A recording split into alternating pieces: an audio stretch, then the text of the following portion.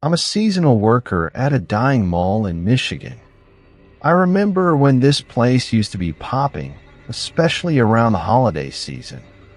But now the only businesses that are open are a J.C. Penney, a Goodwill, a Mexican restaurant, a Dunham's Sporting Goods, and the saddest Victoria's Secret you've ever seen.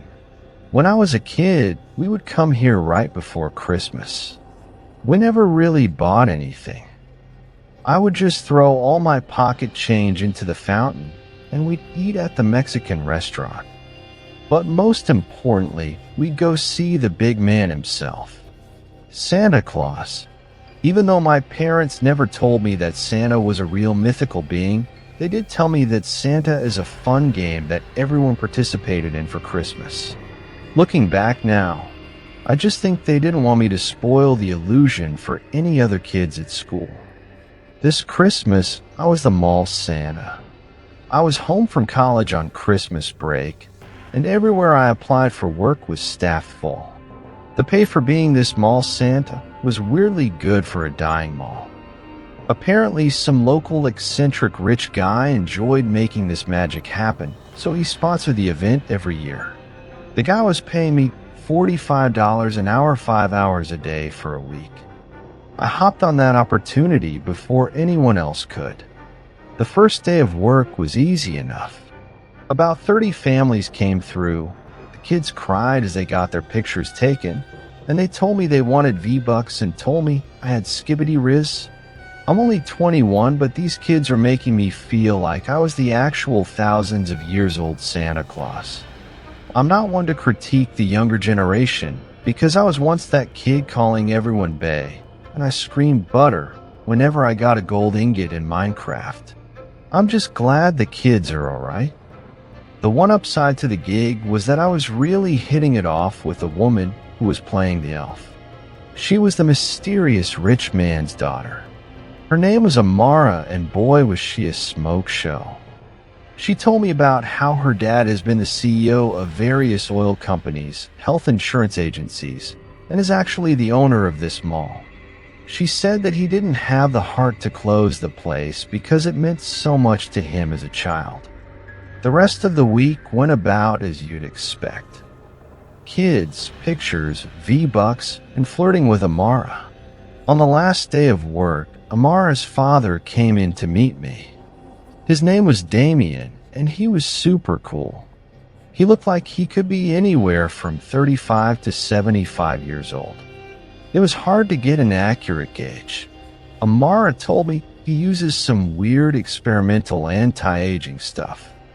He came in dressed as an elf and interacted with all the kids and even handed out $100 V-Bucks gift cards and candy to all of them. He was a superstar. After the night was over, he invited me over to his place for a big Christmas dinner. Christmas wasn't for another 2 days, but he said that he wanted to congratulate me on being his best mall Santa he'd ever employed. I was starving and poor, so going to the strange multimillionaire's house for fancy people food sounded a lot better than another McChicken for the 4th night in a row. It took an hour and a half or so for the chauffeur to get us to their house. They lived in the middle of nowhere way back up in the woods. The driveway must have been at least 2 miles long. The house was immaculate. It was a giant 25,000 square feet log cabin. The fence and gate that surrounded the property was gilded with various ironwork art pieces. The one I locked in on was a nativity scene, but the baby Jesus was missing.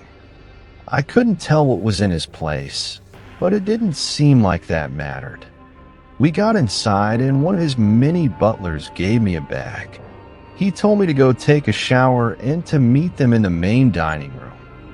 Amara lead me upstairs to the bathhouse for me to take my shower. When I say bathhouse, what I mean is a giant room with a bathtub the size of your standard middle-class backyard pool. The walls and ceilings were full of shower heads that must have had a bajillion different settings, and some of them detached from the wall.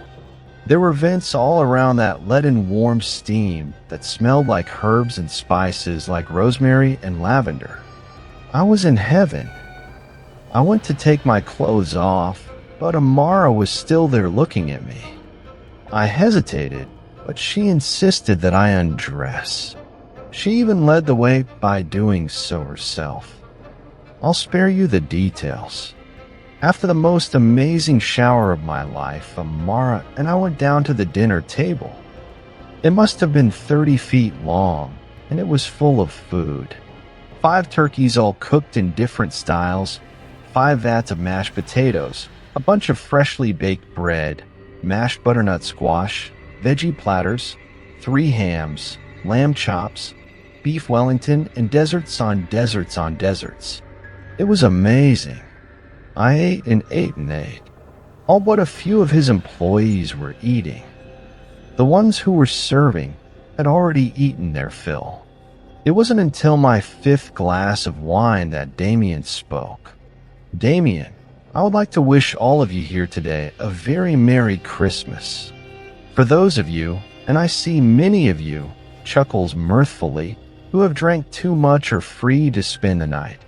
We have plenty of beds and rooms for all. Please keep eating and drinking and making merry. I must now retire to my bedroom. I can't party like I used to. Merry Christmas to all and to all a good night. We all responded with a boisterous Merry Christmas and clapped as he left. Amara and I were seated next to each other, and she kept filling my glass with exotic wines that I could never afford. She kept whispering sweet nothings into my ear until it was time for us all to go to bed. She led me to a room that was styled to look like a small cozy cabin, complete with a fireplace and bearskin rug. Although she offered to stay the night with me, I was too drunk and too tired to partake in Yuletide carols, if you catch my drift. She kissed me and told me good night. As soon as my head hit the pillow, I was out like a light. I woke up around 3 a.m. with a start. I was disoriented since I wasn't in my own bed, but I quickly remembered where I was. I rolled over in a king-sized bed and saw someone laying in bed next to me.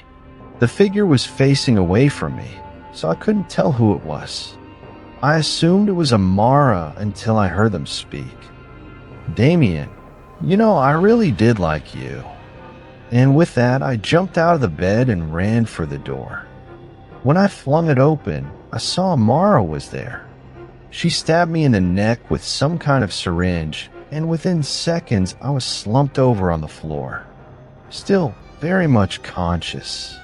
They dragged me down to the basement and chained me up to some pipes that were running along the ceiling.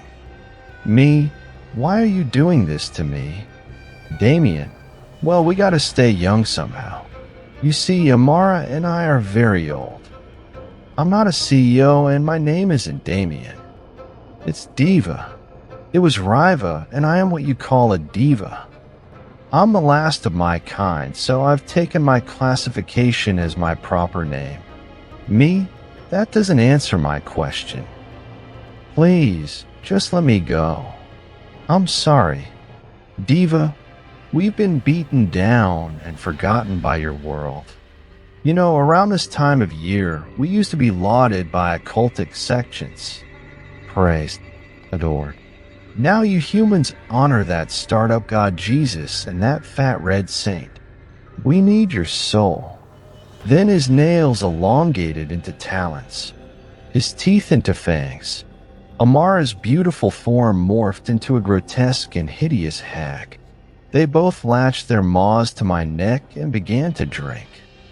Just before I was about to pass out, they detached. Diva, the soul resides in the blood. It's the tether between this world and the unseen realm, where the divine meets the material. We're going to finish you off on Christmas. Have a good night. Christmas Eve was not enjoyable for me.